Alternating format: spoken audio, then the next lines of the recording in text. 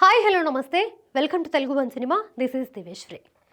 చిత్రసీమలో నందమూరి బాలకృష్ణకి ఉన్న చరిష్మా గురించి ప్రత్యేకంగా చెప్పుకోవాల్సిన పని లేదు.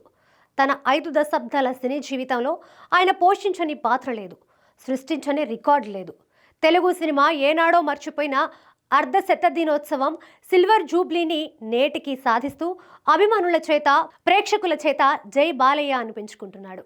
ఇప్పుడు ఇదే ఆనవాయితీని కంటిన్యూ చేస్తూ సంక్రాంతి కానుకగా జనవరి 12న డాకు మహారాజ్గా ప్రేక్షకుల ముందుకు రాబోతున్నాడు.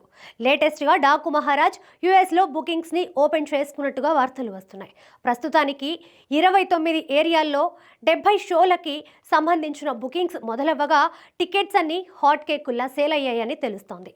కొన్ని రోజుల్లో మరిన్ని చోట్ల కూడా బుకింగ్స్ ఓపెన్ చేయబోతున్నారని, దీంతో బాలకృష్ణ యుఎస్లో సరికొత్త రికార్డులు సృష్టించే అవకాశం ఉందని ట్రేడ్ వర్గాలు అభిప్రాయపడుతున్నాయి.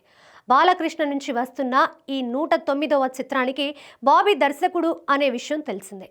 ఈ ఇద్దరి కాంబోలో సినిమా అనగానే అందరూ రెగ్యులర్ కమర్షియల్ సినిమా అనుకున్నారు. కానీ ఎప్పుడైతే టైటిల్ టీజర్ రిలీజ్ అయిందో అప్పుడు అందరికీ అర్థమైంది, బాలయ్య మరోసారి ఒక పవర్ఫుల్ క్యారెక్టర్లో తన విశ్వరూపం చూపించబోతున్నాడని. దీంతో డాకు మహారాజ్ కోసం నందమూరి అభిమానులతో పాటు ప్రేక్షకులు కూడా ఎంతో ఆసక్తిగా ఎదురుచూస్తున్నారు. ఇక ట్రైలర్ రిలీజ్తో పాటు ప్రీ రిలీజ్ కూడా త్వరలోనే అభిమానుల సమక్షంలో ఘనంగా జరగనుంది.